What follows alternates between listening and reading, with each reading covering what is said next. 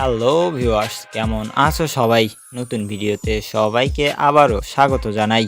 আজকের ভিডিওতে আমি কথা বলবো বর্তমান সময়ের জনপ্রিয় অভিনেত্রীদের মধ্যে অন্যতম সেরা একজনকে নিয়ে।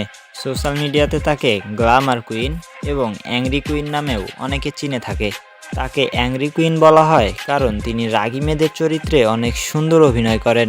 এতক্ষণ যার কথা বলছিলাম তার নাম হচ্ছে সাবিলা নূর। বর্তমান সোশ্যাল মিডিয়া ইউজ করে আর সাবিলা নূরকে চেনে না এমন মানুষের সংখ্যা খুবই কম। তো বন্ধুরা, আজকের ভিডিওতে আমরা সাবিলা নূর সম্পর্কে সকল তথ্যগুলো এই ভিডিওতে জানবো। আশা করছি সম্পূর্ণ ভিডিওটা দেখবে।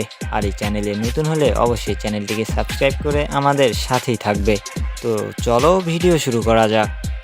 পুরো নাম সাবিলা নূর, ডাক নাম সাবিলা, তবে তার ফ্যামিলি তাকে পিঙ্কি নামে ডাকে। এই সুন্দরী অভিনেত্রী জন্মগ্রহণ করেন 1995 সালের 27 মে। তার জন্মস্থান চট্টগ্রাম।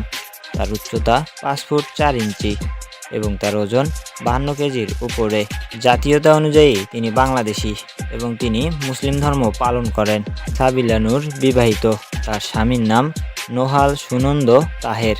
তারা দীর্ঘদিন রিলেশনশিপে থাকার পর আনুষ্ঠানিকভাবে বিবাহ সম্পন্ন করেছেন। এবার সাবিলা নূরের অভিনয় জীবনের যাত্রার কথা শোনা যাক। সাবিলা নূর ছোটবেলা থেকেই অনেক দুষ্ট স্বভাবের ছিলেন এবং তিনি ছোট থেকেই নাচ অনেক পছন্দ করতেন। তিনি বুলবুল একাডেমিতে নাচ শিখতেন।